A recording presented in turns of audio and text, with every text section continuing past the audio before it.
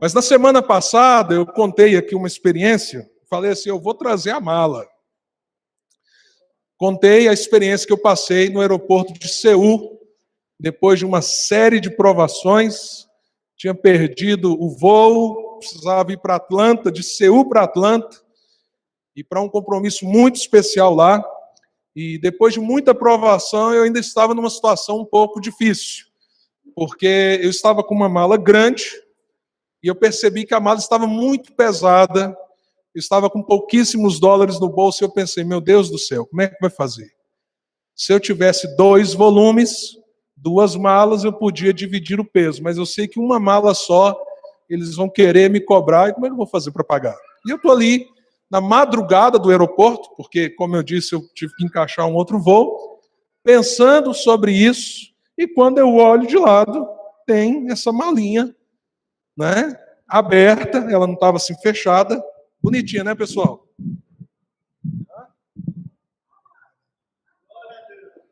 A malinha estava lá assim, ó, de jeitinho.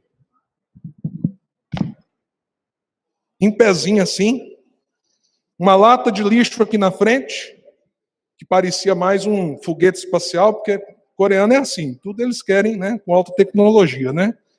Eu olhei, mas não é possível. Eu estou precisando de uma mala, tem uma mala vazia aqui. Do lado do banco eu estou sentado. Olhei, será que vai vir alguém? Esperei. Falei assim, não, mas ninguém vai deixar uma mala aberta assim. Você está querendo usar? Aí peguei, mexi, abri tudo, não tem nada. Aí o que eu percebi? Né, Deus, não sei como, através de quem e por quê, mas Deus havia provido a mala que eu precisava para suprir a minha necessidade de terminar aquele voo e encontrar um grupo de pastores que a gente tinha, eu e a Nair, uma viagem para falar para eles 2 horas, mas que lá eles consideraram tão importante que inclusive investiram em nós para que nós tivéssemos 2 horas com aqueles pastores. Esse é o tipo de bênção visível. É aquela coisa que você vê Deus agindo na hora, não tem racionalidade que explique, é Deus, somente Deus, acabou e pronto, e a coisa é tão viva, é tão, diríamos assim, dinâmica, que não há como negar.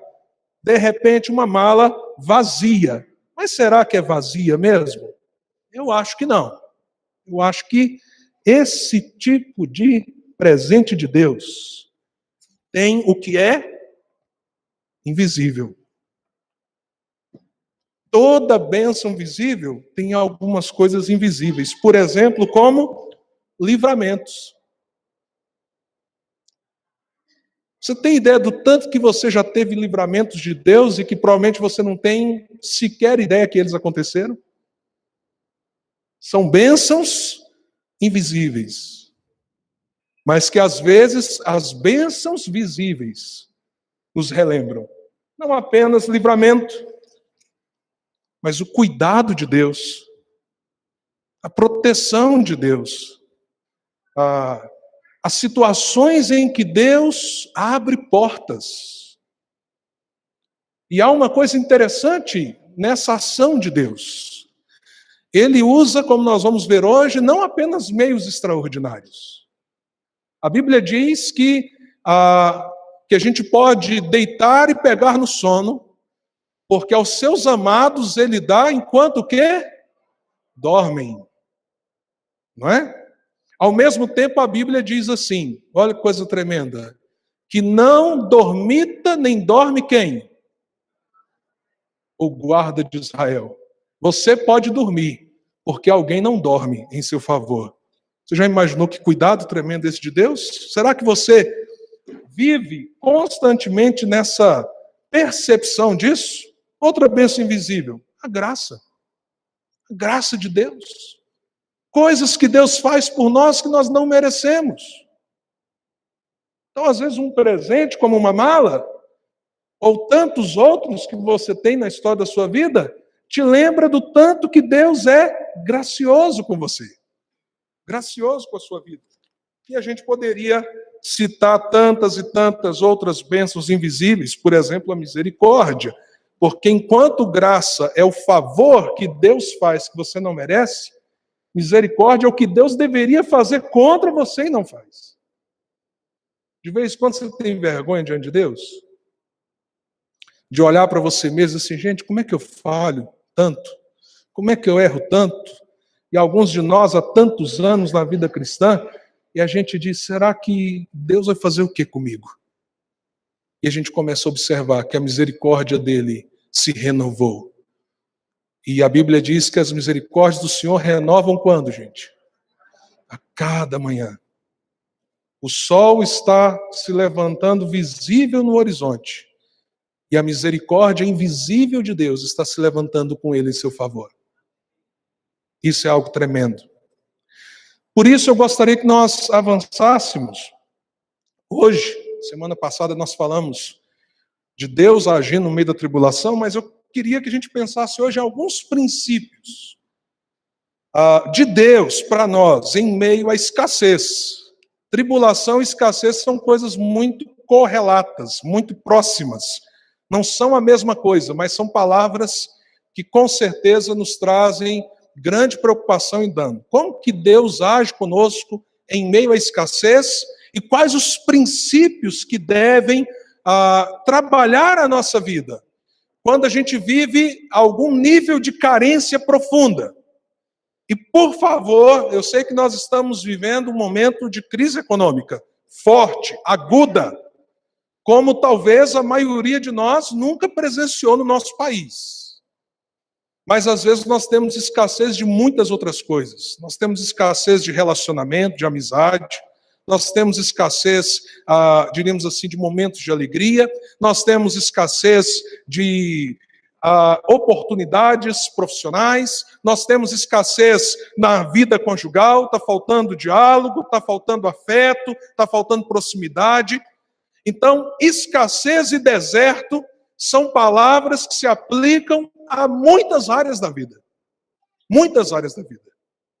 Mas como Deus age e como nós devemos agir em especial diante da escassez, diante do deserto, diante das faltas de oportunidades, diante dos desafios que nós vivemos muitas vezes.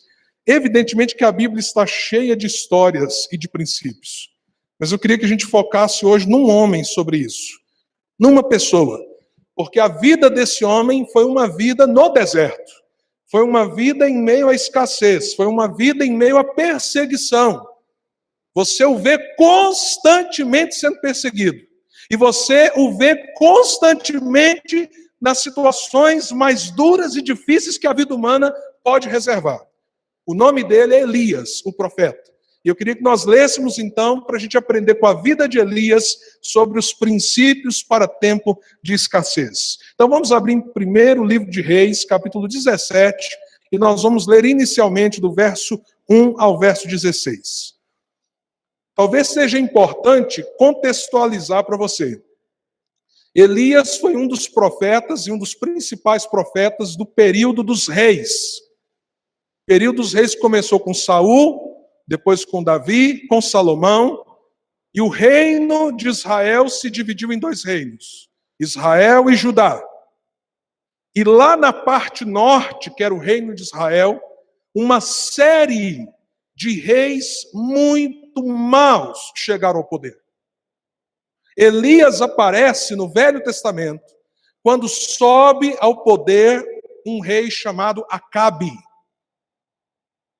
que substitui uma série de reis que já tinham sido maus. Mas a Bíblia define Acabe como sendo pior do que todos os seus antecessores. É nesse contexto que surge a figura de Elias. Crise moral, crise ética, abandono da fé, deuses sendo colocados dentro de Jerusalém, povo se desviando de Deus, a mulher de Acabe, Jezabel, uma das figuras mais demoníacas que você encontra na Bíblia, invocadora de deuses falsos, trouxe para dentro de Israel centenas, talvez milhares de sacerdotes de falsos deuses, perseguindo aqueles que criam no Deus de Israel, Nesse contexto aparece Elias. E ele aparece justamente no texto que nós vamos ler. Então vamos ler para conhecer ainda mais a história. Ora, Elias de Tisbe, em Gileade, disse a Acabe. Lembre-se, Acabe é esse rei muito mau.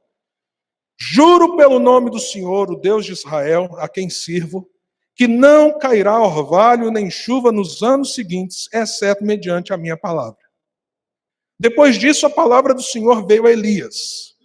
Saia daqui, vá para o leste e esconda-se perto do riacho de Querite, a leste do Jordão. Você beberá do riacho, e dei ordens aos corvos para o alimentarem lá. Ele fez o que o Senhor lhe tinha dito, foi para o riacho de Querite. Para quem não sabe o que é riacho, é córrego. A leste do Jordão, ficou lá.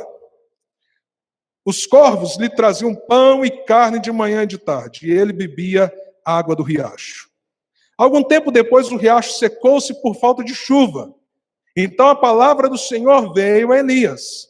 Vá imediatamente para a cidade de Sarepta de Sidom e fique por lá. Ordenei a uma viúva daquele lugar que lhe forneça comida. E ele foi. Quando chegou à porta da cidade, encontrou uma viúva que estava colhendo gravetos. Ele a chamou e perguntou: pode me trazer um pouco d'água numa jarra para eu beber? Enquanto ela ia buscar água, ele gritou: por favor, traga também um pedaço de pão. Mas ela respondeu: juro pelo nome do Senhor, o teu Deus, que não tenho nenhum pedaço de pão, só um punhado de farinha num jarro e um pouco de azeite numa botija. Estou colhendo uns 2 gravetos para levar para casa e preparar uma refeição para mim e para o meu filho, para que a comamos e depois morramos. Elias, porém, lhe disse: não tenha medo, vá para casa e faça o que disse. Mas primeiro, faça um pequeno bolo com o que você tem e traga para mim. E depois faça algo para você e para o seu filho. Pois assim diz o Senhor, o Deus de Israel: a farinha na vasilha não se acabará, e o azeite na botija não se secará, até o dia que o Senhor fizer chover sobre a terra.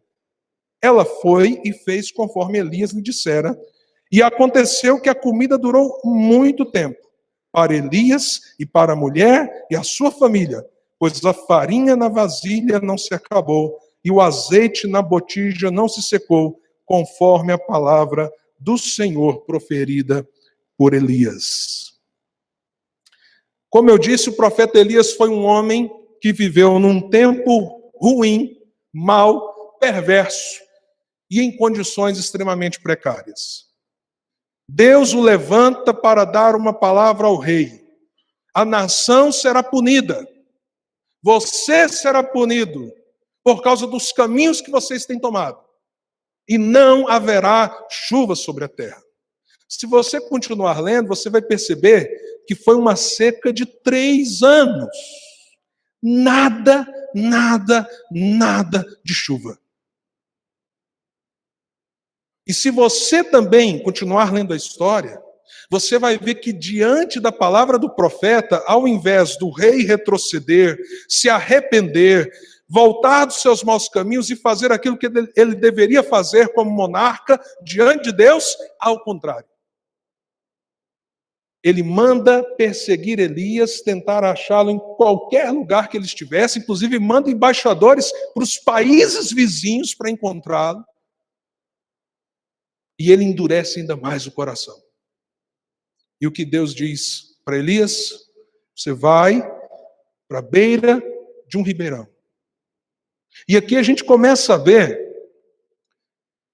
como esse homem reage.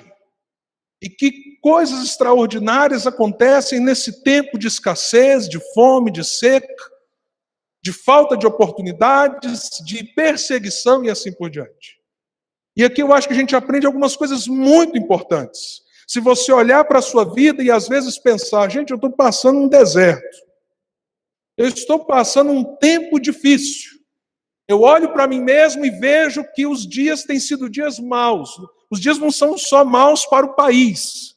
Têm sido dias difíceis para mim. Seja lá a área da vida que você puder aplicar a isso. Então, como você pode lidar com isso? À luz da palavra de Deus. E a primeira coisa que eu aprendo com esse texto é que nós precisamos desenvolver uma capacidade em tempo de escassez, em tempo de tribulação, em tempo de angústia. A capacidade de ouvir a Deus. Isso parece muito óbvio, muito óbvio. Porque, na verdade, toda pessoa que ama Jesus deveria buscar ouvir a Deus em toda e qualquer circunstância. Mas há uma coisa que às vezes a gente não percebe. Há muito ruído, há muito barulho, há muito engodo, há muita mentira que nos cerca. Há muita coisa que afeta a nossa habilidade de ouvir a Deus. E quando estamos passando por momentos difíceis, meus amados, nós precisamos de discernimento para saber aonde estar, mesmo que nós não sabemos por que estar ali. Nós precisamos estar no lugar certo, fazendo aquilo que Deus está nos orientando a fazer. E é justamente o que acontece com Elias. Há um reino tentando matá-lo. Há fome estabelecida. Há um deserto pela frente. Mas a gente lê essa história. E se você continuar lendo, você vai ver que essa é uma marca na vida de Elias. Então disse Deus a Elias. Então veio a palavra do Senhor a Elias. Então Elias fez conforme a palavra que Deus havia lhe dado. Essa é uma tônica na vida desse homem. E talvez você me pergunte, mas pastor, Elias era um profeta. Elias, nesse sentido, tinha dons que eu não tenho. E é bem possível que isso seja verdade. É bem possível que isso seja verdade. A Bíblia diz que o ofício profético terminou em João Batista, o último dos profetas. O ofício profético. Não o dom de discernimento. E aí você talvez diga, então como eu posso ouvir a Deus? E aí, meus amados irmãos, nós precisamos reconhecer que Deus nos deu muitos canais de comunicação. E nós precisamos buscar esses canais de um modo muito direto, muito consciente, muito intencional, diuturnamente, porque se tem uma coisa que a gente precisa aprender é ouvir Deus falando. E como isso é possível? A Bíblia nos fala tantas coisas, eu quero citar só algumas, para que você perceba que todo cristão pode sim ouvir Deus falar. Primeiro é a palavra de Deus. A nossa vida tem uma base de coerência. A nossa vida, ela é regida por um conjunto de princípios que Deus estabeleceu para nós. E uma coisa que eu posso afirmar para você sem dúvida, é que os princípios da palavra de Deus, eles devem nortear a nossa capacidade de discernimento. Vou dar exemplos práticos.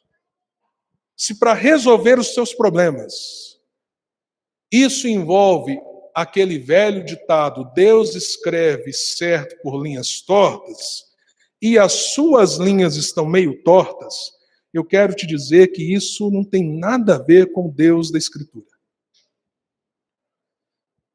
O Deus que nós servimos, ele escreve certo por linhas certas.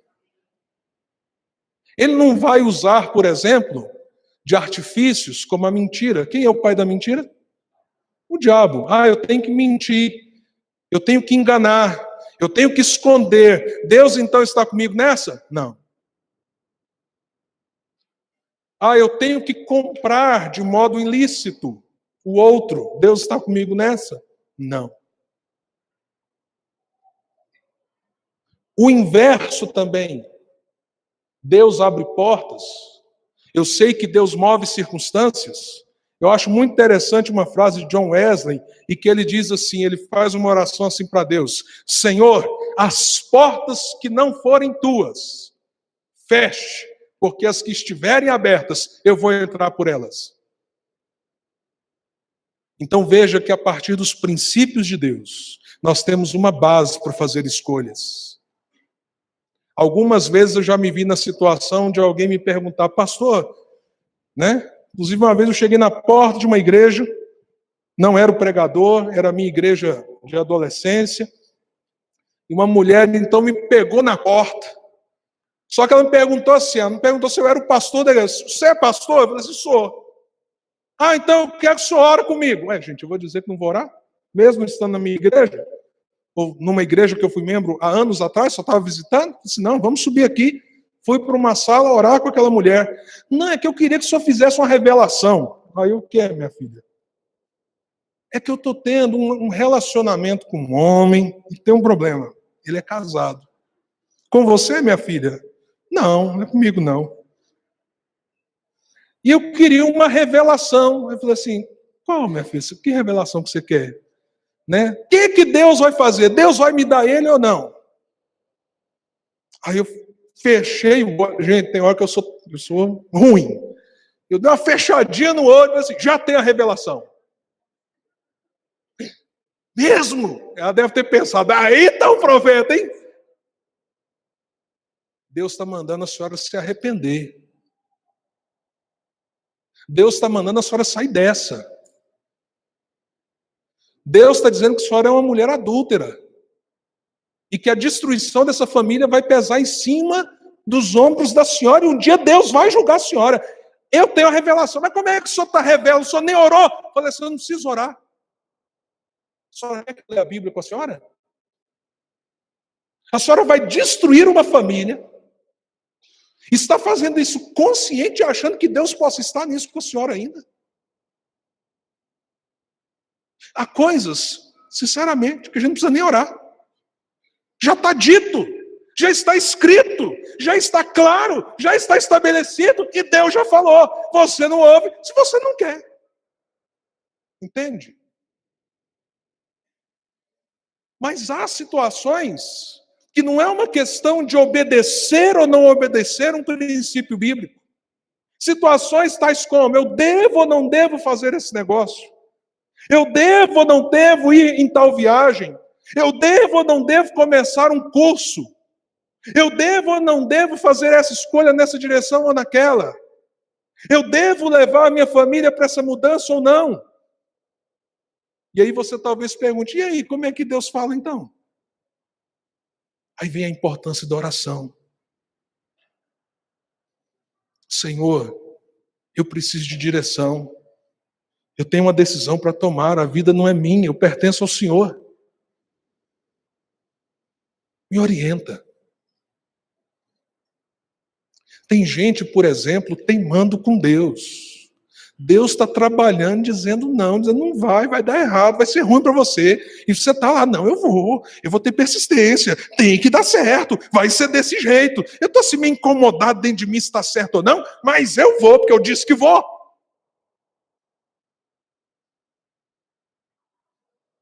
Para. Você parou para orar? Você parou para dizer para Deus, Senhor, o que o Senhor tem a me orientar? Para onde o Senhor quer que eu vá? Essa decisão é projeto do Senhor para a minha vida. A maioria de nós tem vivido um estilo de evangelho que nós fazemos os planos e oramos para Deus autenticar.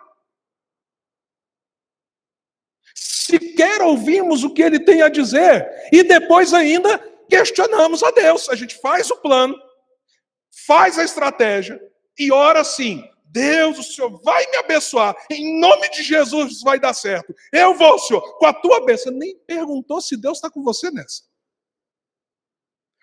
Dá com os burros na água, Senhor, por que o Senhor fez isso na minha vida? Se era a tua, mas não era. Se era a tua vontade, Senhor, por que eu estou desse jeito? Quem disse que era? Você orou. Porque talvez você possa não ser profeta como Elias, e você não tem um ofício profético como ele, mas se você tem Jesus, você tem o Espírito Santo dentro de você. E quando você sujeita as situações a Deus, Ele responderá. Tem gente, por exemplo, que toma a decisão de casar. Pensa só, Casar não é uma coisa qualquer, gente. Resolve casar, né? Porque achou bonitinho e tal, achou legal. Vamos lá. Nunca perguntou para o Senhor. E preste atenção. É muito importante que os pais da gente orem. É muito importante a gente orar pelas situações, ou melhor, as pessoas orarem. Mas ninguém acima de você mesmo deve orar por uma decisão que você tem que tomar. Não peça os outros para orarem se você não ora. Que é outro problema sobre esse negócio de ouvir a voz de Deus. Eu preciso ouvir a Deus. Eu vou na irmãzinha de oração para ver o que ela diz. Você é sacerdócio vivo. Você tem o Espírito Santo em você. Você tem comunhão com Deus. Peça para as pessoas orarem por você de maneira acessória. Mas diante de uma decisão sobre a sua vida, não peça para os outros orarem se você mesmo não ora. E Deus vai falar? Deus vai falar. Se nós buscarmos com o coração aberto e profundo diante dele, e se você não tem a resposta, espere. Ninguém gosta de esperar, não é verdade? Mas de vez em quando Deus está ajustando os tempos na sua vida, os processos na sua vida. Não está na hora da resposta, está na hora que a palavra dele, a resposta dele é: não tenho resposta ainda, aguarda. E a pior coisa que você pode fazer é se mover para a esquerda ou para a direita. Isso não é subjetivo. E deixa eu te falar uma coisa, se Deus precisar, ele faz até algo extraordinário, se você está tendo dificuldade de ouvir. Mas se você busca, ele fala. Elias, naquele tempo de escassez, foi conduzido conforme a palavra do Senhor. Vai para o riacho, Elias. Ele foi para o riacho. Sai do riacho agora, Elias. O riacho secou. Eu providenciei um outro meio. Ele foi. Chegou o tempo de sair da casa da viúva. Ele saiu. E assim deve ser a vida de todo cristão, ouvindo a voz de Deus. Mas além disso, em tempos de escassez, a gente precisa se apoderar dos recursos que Deus nos dá. Que é o que Elias faz. Evidentemente que Elias talvez tivesse um estilo de vida bem diferente antes dele ter que fugir para o riacho. Talvez a sua dieta fosse muito mais ampla e completa. Mas Deus diz para ele: vai para o riacho. Riacho era o quê? Um recurso ordinário, do dia a dia. Que milagre existe ir para o riacho? O riacho estava lá, a água estava lá. Deus não fez o riacho brotar para Elias. Simplesmente Deus falou assim: ó, tem esse recurso aqui. Use isso aqui. Deus age através dos recursos ordinários, meus irmãos. Esses dias eu vi uma colocação, não sei se realmente o Augusto Nicodemos fez se foi ele mesmo que elaborou essa frase, né? Mas ele falou assim: ó, se um cristão quer prosperar, tem um bom caminho para ele. Estude, trabalhe, você vai prosperar. Parece assim pouco espiritual, não é? Parece pouco espiritual. Mas se você olhar na palavra de Deus, Deus honra o esforço, Deus honra o trabalho, Deus honra a boa administração dos recursos ordinários que Ele coloca na sua mão, as oportunidades que aparecem para você. E nós precisamos perceber que, inclusive, às vezes, poderíamos até querer mais, mas às vezes não estamos usando nem percebendo o que está ali nas nossas mãos. Está diante de nós. Então apodere-se disso. Faça escolhas em que os meios ordinários são usados por Deus na sua vida. Glorifique a Deus através do seu empenho. Nós precisamos rever a nossa teologia, por exemplo, do trabalho. A Bíblia fala duramente contra o preguiçoso, meus irmãos. A Bíblia fala duramente quanto àquele que se acomoda. Agora veja só, tem uma pesquisa no Brasil que diz de cada 5 filhos adultos, Um está ficando em casa jogando videogame, com 30 anos de idade, barbudão, babando, pote de sorvete do lado. Não, Nutella. Eles comem Nutella com Doritos. Né? Ai, acabou a Nutella! Entra num mundo virtual achando que é um mundo real. Às vezes está ali o recurso para estudar, as oportunidades para crescer. E o duro é que muita gente lá na frente olha para trás e fala: Deus, o que eu fiz na minha vida, Deus? Fez uma porcaria, porque você não quis. Você foi preguiçoso. Os recursos estavam ali. O riacho estava ali correndo. E você estava morrendo de sede. Mas também Deus usa recursos extraordinários. Deus faz coisas extraordinárias. Pensa bem, o riacho era o recurso ordinário, mas é comum corvos trazerem carne e pão para alguém? Então Deus está agindo de um modo ordinário, que é o riacho, e Deus está agindo de um modo extraordinário, trazendo aquilo que Elias não podia produzir e trazer naquela hora, fazendo por Elias o que ele mesmo não podia fazer por ele. Então a vida cristã precisa estar equilibrada entre a perspectiva do ordinário.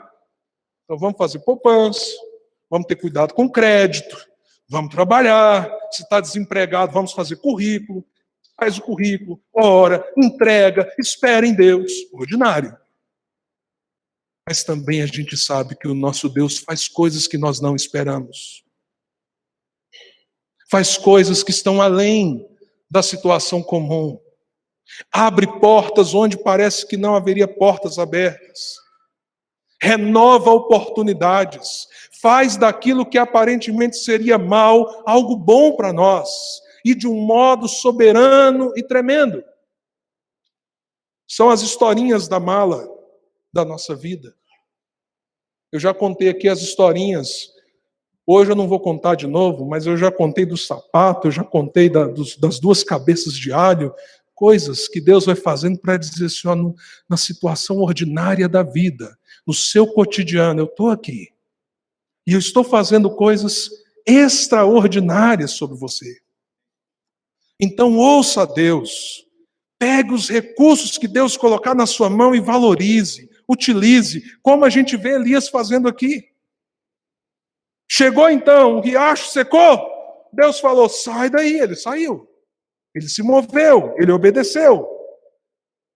E aí Deus diz, vai porque tem uma viúva que eu levantei para cuidar de você.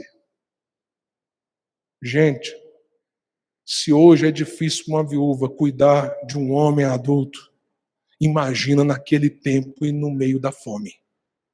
Mas Deus mandou. E aí tem algumas coisas que eu aprendo com essa viúva. Aí agora eu quero olhar para ela. Elias ouvia a Deus. Elias se apoderou dos recursos que Deus colocou nas suas mãos e ele foi onde Deus o guiou. Mas a gente vê uma coisa naquela viúva que nos ensina muito também, porque diz o texto que Elias vai chegando naquela vila de Sarepta. Imagine aquela imagem de sequidão, de fome. Aquela viúva catando uns gravetos no chão. Aí diz a Bíblia que Elias, a vê, de algum modo o Espírito Santo comunica ao coração dele, ele percebe que é aquela mulher. E ele fala, olha, você pode pegar um pouco de água para mim? A mulher sai então para pegar a água para o profeta, ele diz assim, também traz um pão para mim.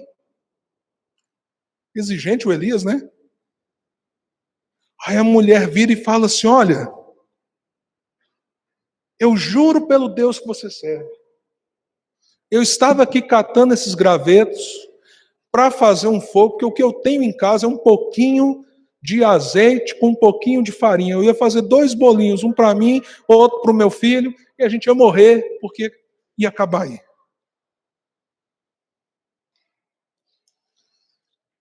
E Elias vira para aquela mulher que tinha um pouco de farinha e um pouco de azeite e desafia o coração daquela mulher. Não. Vai fazer o que você ia fazer, mas você vai fazer assim. Você vai fazer um pãozinho para mim primeiro. Para mim. Depois faça para você e para o seu filho. Eu estava meditando sobre essa mulher, e inclusive fui ligar para minha mãe, porque ela mora hoje em Caldas Novas, eu não tinha como estar com ela. Eu estava assim, emocionado, porque pensando nessa mulher, eu lembrei da minha mãe. Porque a minha mãe é o tipo de pessoa que, por exemplo, todas as vezes que ela fez comida em casa, nunca ela fez só para os de casa. Mas mãe, para que questão de comida? Meu filho, vai que chega alguém. E quantas vezes chegou alguém? Quantas e quantas vezes? Mas o que mais me impactou hoje, quando eu estava pensando nessa viúva, e ao mesmo tempo lembrando da minha mãe, é que eu liguei para minha mãe e falei assim, mãe, e aí, como é que a senhora está? Como é que está o Dia das Mães? Ela começou a contar as histórias, porque hoje ela está trabalhando num abrigo. Nós somos 3 filhos biológicos. Anos atrás, eu ajudei uma mulher no campo missionário, que queria abortar. Eu disse para ela, nós vamos cuidar de você. Depois, se você não quiser a criança, a gente dá um jeito, mas não faça isso. Minha mãe adotou esse menino, quando ele nasceu. Depois ela ficou sabendo que lá no campo missionário, na mesma região, tinha uma menina de 7 anos, sofrendo, porque a avó que cuidava, a avó morreu, a mãe estava abandonando, minha mãe foi lá, pegou essa menina. E agora minha mãe trabalha num lar da Igreja Batista em Caldas Novas, cuidando de crianças em risco, crianças que estão lá para adoção, esse tipo de coisa. E eu liguei para ela e falei assim, mãe, como é que foi o dia? Como é que está aí o Dia das Mães? Aí ela foi me contar as histórias. Contar as histórias, por exemplo, de que na sexta-feira ela foi numa escola pública, porque uma daquelas crianças falou assim, não, minha mãe vai vir aqui. Ela é uma cuidadora. E a criança chegou para ela assim, a senhora é minha mãe, a senhora pode ir lá? Ela foi ser a mãe daquela criança na escola. E tantas e tantas e tantas outras histórias.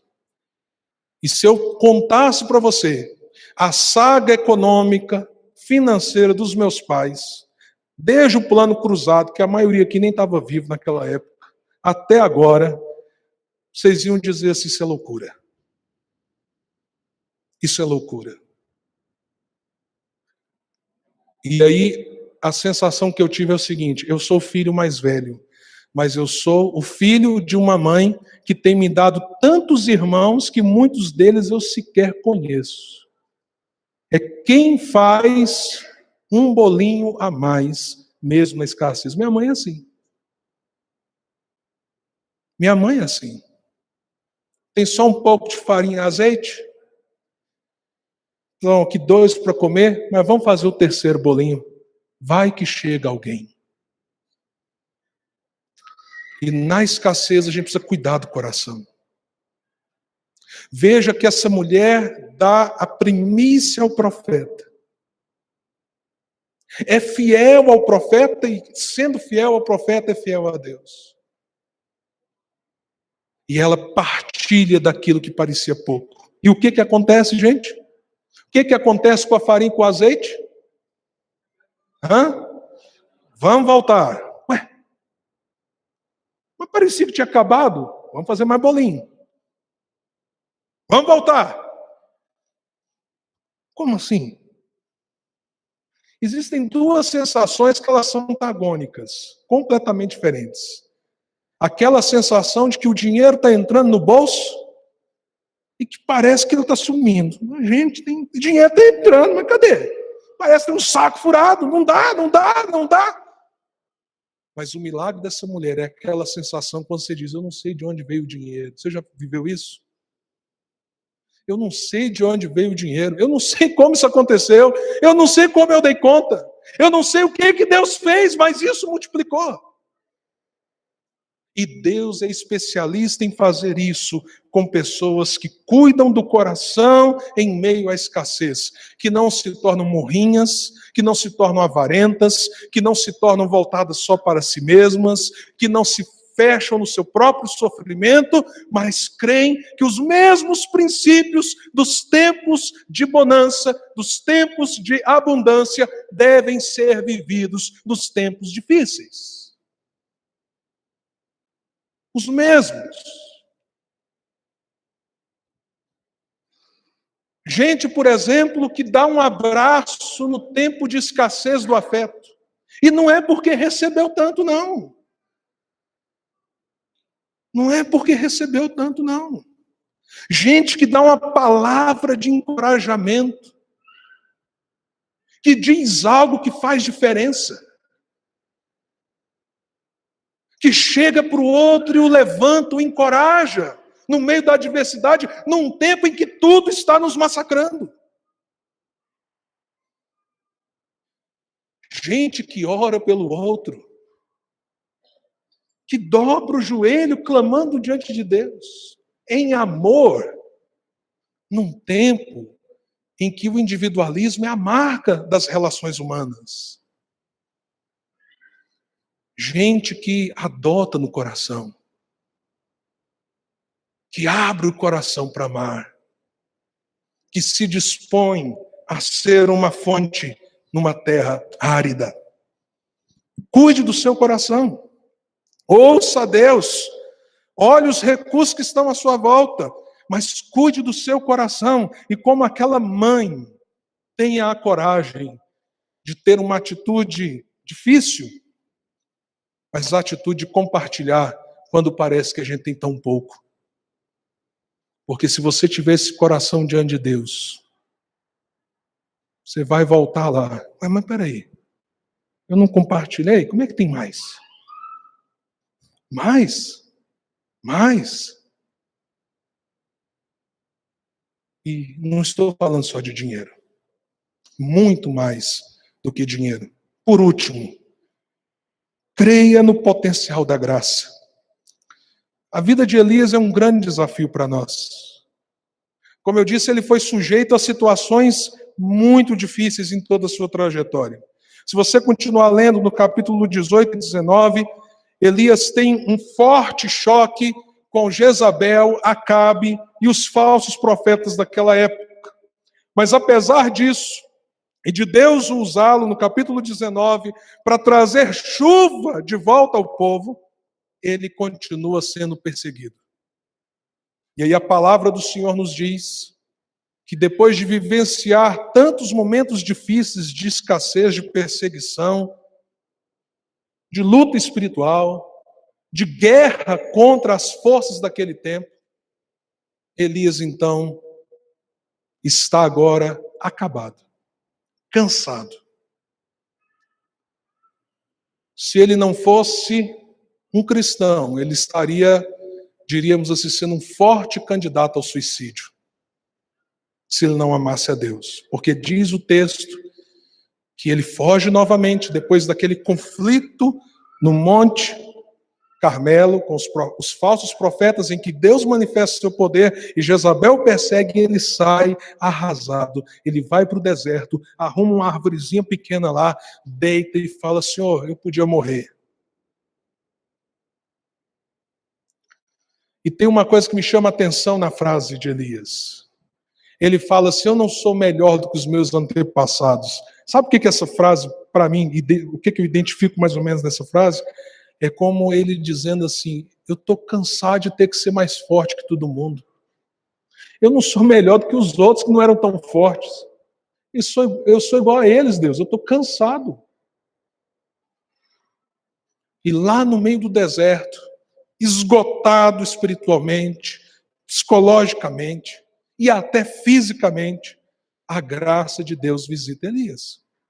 Mais uma vez, olha o que diz o capítulo 19, versos 7 a 9, quando Elias está lá. Se você olhar, você vai ver que Deus já tinha provido para ele algumas coisas, e no verso 7 diz assim: o anjo do Senhor voltou tocou nele e disse: levante-se e coma, pois a sua viagem será muito longa. Ou seja, não está na hora de desistir, Elias. Não está na hora de desistir. O caminho é longo ainda. Não dá para você ficar deitado aqui no deserto pedindo para morrer. Dizendo: eu não sou melhor do que ninguém, eu não sou mais forte do que ninguém. E aí ele come e bebe. E aí diz o texto: então ele se levantou, comeu e bebeu. Fortalecido com aquela comida. Olha o que está dizendo aí, gente. Viajou quanto tempo? 40 dias e 40 noites até chegar a Horebe, o monte de Deus. Ali entrou numa caverna e passou a noite. Quem conhece a história sabe que naquele lugar Deus vai renová-lo, ele vai retomar o seu ministério e grandes coisas vão acontecer novamente. Mas aqui tem uma comida que ele come, que diz o texto bíblico: a jornada era grande, e a comida o sustentou durante 40 dias e 40 noites. Qual seria a situação mais difícil hoje que você está tendo que encarar?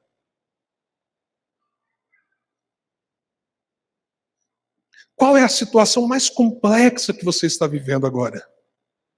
Mais desafiadora? Você poderia dizer que amanhã vai estar tudo resolvido?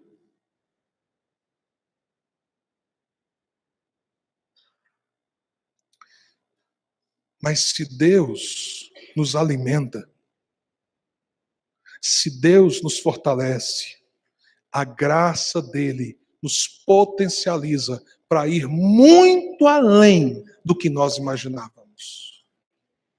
Não sei a extensão do vale, não sei a extensão do caminho, mas eu sei que se Deus nos alimenta com a sua graça, nós somos potencializados para vencer a jornada. Em tempos de escassez, nós temos que crer que Deus tem uma porção da sua graça sobre nós. Lá em Hebreus a Bíblia diz assim, que nós temos um sacerdote que se compadece de nós, porque ele sofreu igual a gente. E aí a Bíblia diz assim, por causa desse sumo sacerdote que é Jesus, que intercede por nós, aí a Escritura diz, acheguemo-nos, portanto, confiadamente ao trono da graça, para que encontremos misericórdia e graça em tempo oportuno. Meus amados irmãos, nós precisamos clamar, Senhor, derrame a tua graça que revigora, que levanta, que reconstrói, que reconstitui as forças, que encoraja, que me capacita a ir, que me capacita a não parar, que não me deixa na cama, que não me deixa parado, que não me deixa vencido pelas circunstâncias, para que eu possa andar, Senhor. Eu preciso da tua graça para atravessar o vale, porque eu nem sei o tamanho que ele tem. Mas eu creio que o Senhor pode me revestir com aquilo que irá me alimentar e me fortalecer.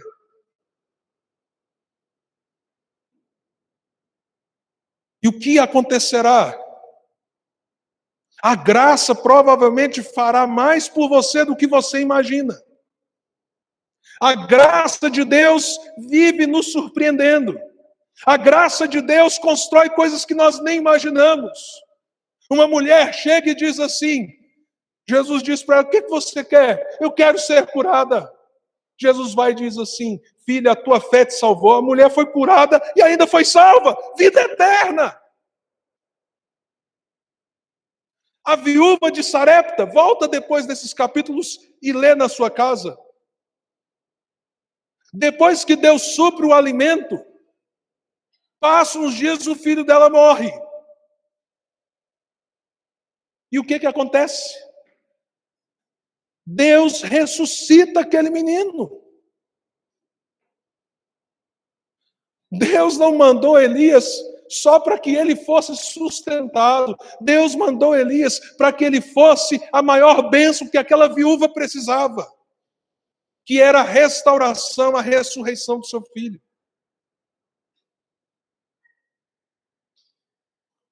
Nós não podemos, de modo algum, achar que vamos atravessar os grandes vales na nossa força exclusiva. Nós precisamos dizer: Senhor, derrama a tua graça sobre mim. E crer que a graça de Deus irá nos potencializar para atravessar os momentos de escassez, de luta, de deserto, de desânimo, de desencorajamento. E ela vai nos erguer. A maior vergonha que eu tenho diante de Deus é que tantas vezes na minha vida Deus fez isso por mim, e de vez em quando eu dou uma desanimada e esqueço.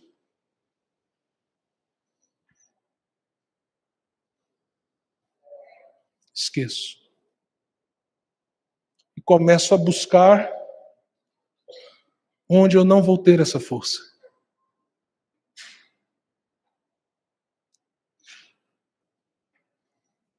Vinde a mim, pois, vós que estáis cansados e sobrecarregados, e eu vos aliviarei.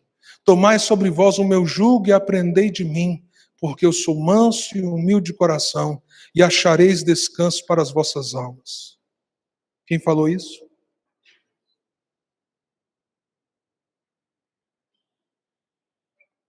Precisamos correr para a cruz. Precisamos pegar o nosso esgotamento e pôr a nossa vida diante dele e falar assim: Senhor, só o Senhor pode me renovar. Então ouça a Deus. Abrace os recursos que ele tem te dado, mesmo aqueles que parecem tão pequenos. Glorifique a ele por aquilo que Deus tem feito. Cuide do seu coração para que ele não endureça no meio do caminho. Mas creia, Deus tem uma porção de graça para os seus filhos, que haverá de fazer com que você ande, se necessário, 40 dias e 40 noites no deserto.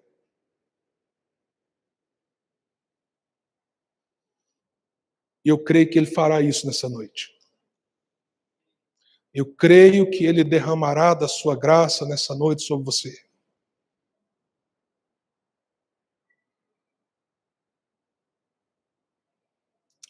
Naquela noite fria em Seul, Deus mais uma vez me lembrou que ele cuida até dos detalhes. Uma malinha que de vazia não tinha nada. Uma mala cheia da misericórdia, da graça, do cuidado, do amor, como aquela porção de comida que Elias comeu. E hoje, espiritualmente, Deus quer te renovar. Quer derramar graça sobre você. Se o seu coração é aquele que diz: Senhor, como eu preciso. Como eu preciso. Eu queria te chamar para a gente orar junto. Porque eu acho que Deus vai te abençoar nessa noite. E você vai sair daqui com o compromisso de ouvi-lo. Vai sair daqui com o compromisso de agir a partir de tudo aquilo que ele te der e colocar na sua mão. Nada de ostracismo. Nada de entrega no sentido de murmurar e murmurar a vida. Ao contrário. Amanhã é segunda-feira. Como diz o pessoal, preto na folhinha. Nós vamos levantar com esperança. É a semana que Deus está nos dando. É semana de, no poder do Senhor, usar os recursos que Ele nos deu, a inteligência que Ele nos deu, as portas que Ele abrirá, e Deus fará coisas ordinárias e extraordinárias na nossa semana. É semana de cuidar do coração. Apareceu alguém na sua frente. Parece que só tem um pouquinho de farinha no pote. E ele está dizendo assim, eu estou com fome, divide a farinha que Deus vai multiplicar. Cuidado com o coração. E para isso ele vai nos dar uma porção da sua graça nessa noite. Para que a gente possa, fortalecidos nele, caminhar o deserto. Porque uma hora o deserto acaba. E o monte do Senhor, o monte Horebe chega. Amém?